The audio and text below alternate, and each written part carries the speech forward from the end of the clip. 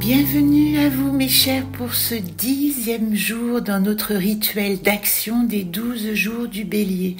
Je vous renvoie évidemment à la vidéo 1 pour les explications pour ceux qui nous rejoignent. Puisque nous sommes encore dans le mois du Bélier, vous avez tout le temps de commencer ce rituel d'action. D'autant plus que en regardant mes notes ce matin, je me suis rendu compte qu'il arrivait juste au moment de la 3e pleine lune de l'année qui va nous demander de mettre en action puisque nous sommes à la veille de notre cheminement symbolique de Pâques vers notre ascension. Tout est congruent. Donc aujourd'hui, nous allons nous concentrer sur le jour 10, c'est-à-dire votre 10e verbe d'action qui va correspondre, que vous allez reporter dans votre mois de janvier 2026, c'est-à-dire dans le mois du Capricorne. Le mot-clé associé à ce mois du Capricorne pour l'ange que nous allons rencontrer symboliquement parmi les 72 noms de la Kabbale, c'est Eya, c'est l'âme sœur. La Kabbale nous dit que cette journée est l'occasion de renouer avec des relations plus authentiques. Ressentez l'amour, répandez l'amour, afin de créer plus d'intimité avec les autres, y compris nous-mêmes, puisque toute la question d'ordre relationnel commence par la relation que nous avons avec nous-mêmes. Il est proposé d'accepter de se montrer vulnérable, d'exprimer nos vrais sentiments, de montrer notre vrai visage à nos proches. Ici, aujourd'hui, peut-être que ce que vous pouvez aller dénicher en vous, c'est votre capacité d'authenticité.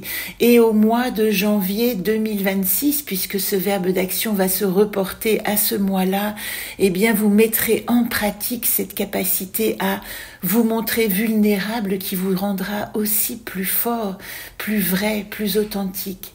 La Kabbale nous dit encore que la réalisation d'objectifs et l'acquisition de choses peuvent avoir une certaine place dans nos vies. Ça fait partie des injonctions du Capricorne de créer des racines et un terreau solide. Mais rien n'apporte plus de texture et de richesse à notre quotidien que les personnes que nous choisissons de garder auprès de nous.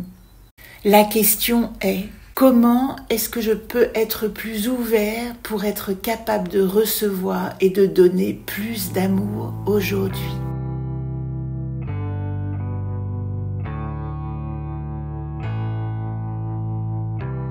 Je vous en ai parlé en début de vidéo, mais nous y revenons puisque notre ange du jour, c'est Eya, c'est l'âme sœur, l'ange 28 de la Kabbale. Ce 28e ange, symboliquement, est aussi un ange qu'on appelle de guérison. Il est invoqué pour la protection contre les accidents, contre les maladies. Il insuffle aussi de la prévoyance, comme si tout à coup nous savions avec Eya que nous avions une âme sœur à nos côtés qui nous guide, qui nous aide, qui nous permet de le solliciter comme bouclier contre les maladies, les accidents, les imprévus. Il symbolise également la vitalité, la passion et la force que nous pouvons trouver en nous. Sa présence peut se faire ressentir lors de moments critiques. Alors si vous vous sentez dans une journée fragile, n'hésitez pas à invoquer cet ange gardien du jour. La lumière bienveillante de ce gardien de la prévention vous apporte une sensation de paix et de protection. Symboliquement, et quelles que soient les interprétations selon les cultures et les religions, l'essence de ces êtres de lumière est de guider, de protéger et d'inspirer. Et Eya fait partie de ceux qui savent particulièrement nous rappeler que nous ne sommes jamais seuls.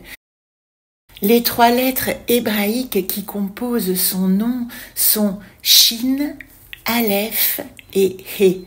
Je commence à l'envers, mais He, nous le connaissons déjà, le souffle divin qui nous apporte l'inspiration.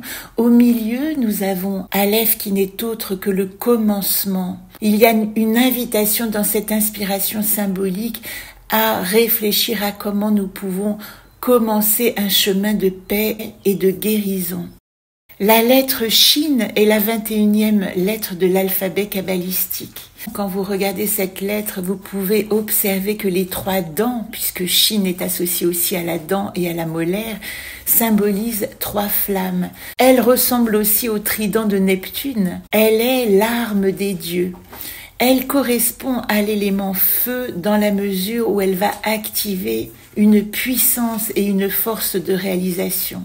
C'est un symbole de la force vitale. Elle va nous évoquer le mouvement dynamique, les forces actives, expansives de l'univers, le mouvement de tout ce qui existe.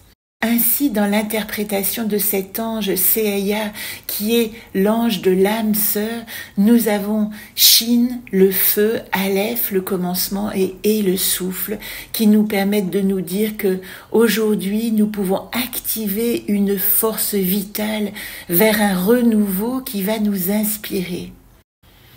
En ce jour 10 du Capricorne, il nous est conseillé de faire confiance, même quand ça n'est pas facile.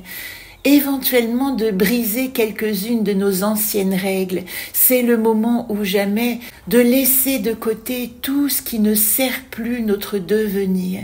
Il nous est invité à exprimer nos émotions, réaliser que ce ne sont pas les choses physiques que nous souhaitons, mais la lumière qu'elles possèdent, qu'elles ont en elles et qu'elles nous transmettent. Et enfin, apprécier ce que nous avons.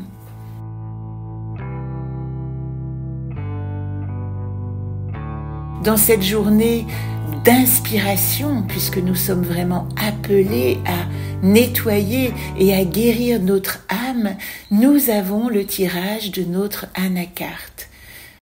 Au début de ce rituel, la coupe que nous avons tirée était « Moi, Étoc, dans le monde l'humile ». À partir de ma wishlist, le monde va me proposer des partenariats positifs.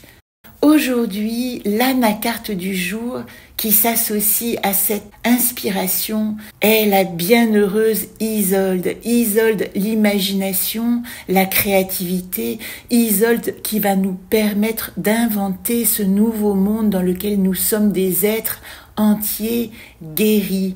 Isolde, je crée, donc le monde existe. En ce jour 10, nous pouvons réfléchir à la capacité à réinventer notre monde. Et si vous cherchez votre verbe d'action que vous reporterez au mois de janvier 2026, le mois de Capricorne, je nous invite à réfléchir à un verbe qui va nous permettre d'activer notre créativité, notre imagination, notre imaginaire, à voir sous d'autres angles cette vie qui se propose.